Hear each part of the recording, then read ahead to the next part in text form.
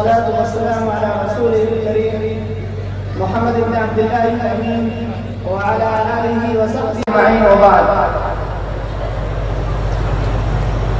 حضرات سامعین، آج کا ہمارے پروگرام جو دو نشستوں پر مشتمل تھا، پہلی نشست جو 5 بجے منعقد ہوئی تھی، جس میں ہمارے یہاں کے ضلع جج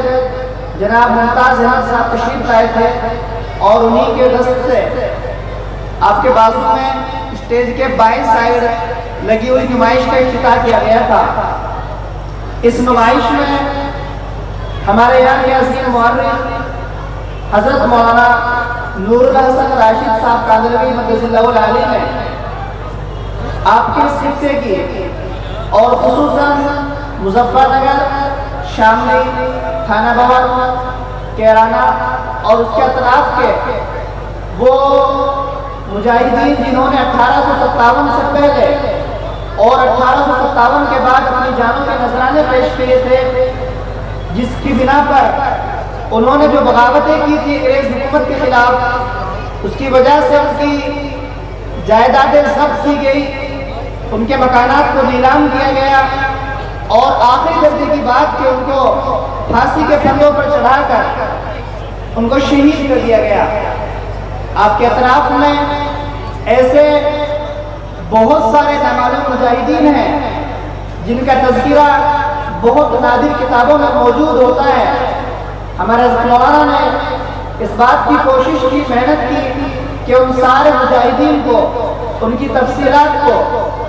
کن حضرات کی جائیدادیں ضبط کی گئی تھی اور کن حضرات کو جیلوں کا سامنا کرنا پڑا تھا اور کن کو پھانسی کے پھندے پر لٹکنا پڑا تھا، ان سب کی تفصیلات آپ کے بازو میں لگے ہوئے ایگزیبیشن میں دکھائی گئی ہیں. دوسری یہ نشست ہے جو آپ کے سامنے ہے، آپ کے شہر کا یہ پروگرام اس لیے منعقد کیا گیا تاکہ ہم اپنے آپ کو اور اپنی نسلوں کو اس بات کا تفصیلی تعارف کرا سکیں کہ ہندوستان کی آزادی میں جس وقت میں دوسرے لوگوں کا نام و نشان نہیں تھا، ہمارے لوگوں نے اس وقت کیا قربانیاں پیش کی تھی. آج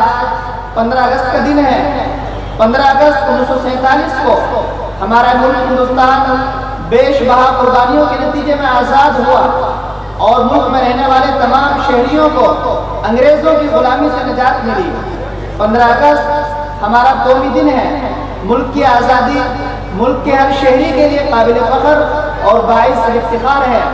آزادی کے تعلق سے اپنے والہانہ جذبات کا اظہار اور مجاہدین آزادی کی سرفروشانہ جد و جہد اور ان کی قربانیوں کو یاد رکھنا حب الوطنی اور وطن دوستی کا تقاضا ہے.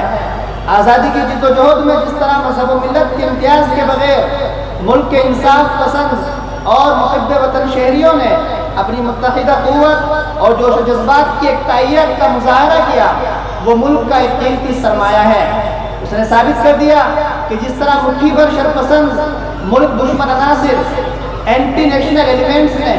انگریزوں کی وفاداری اور چاپلوسی کی، مگر وہ مجاہدین آزادی کی آہنی عزم استقلال کے سامنے ناکام و نامراد رہے، آج بھی اسی طرح فرقہ پرست اور شرپسند عناصر کو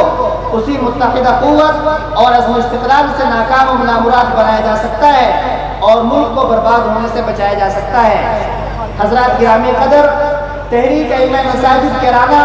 جو آپ کے شہر کی تمام ائمہ پر مشتمل ایک تنظیم ہے، جس نے اپنی وجود سے بہت کم مدت میں شہر بھر میں بہت سارے کام انجام دیے. اس میں خصوصاً ائمہ حضرات کے ایک پلیٹ فارم پر قائم رہنا، ان کے اندر اتحاد کا ہونا اور ان کے اندرون مسائل کا خاتمہ کرنا، ان کی پریشانیوں کو سمجھ کر ان کا حل کرنے کی کوشش کرنا اور اصلاح معاشرہ کے لیے تحریک نے جو کام انجام دیے وہ شہر کے 6 حلقوں میں ہر حلقے میں پروگرام کر کے اس بات کو بتلانے کی کوشش کی گئی کہ ہمارے یہاں پھر سے وہی باتیں باہر آ سکتی ہے جو ہمارے یہاں کی اسلاف کی یادگار ہے. تحریک ائمہ مساجد کیرانہ اور حضرت مولانا مفتی الہی بخش اکیڈمی کا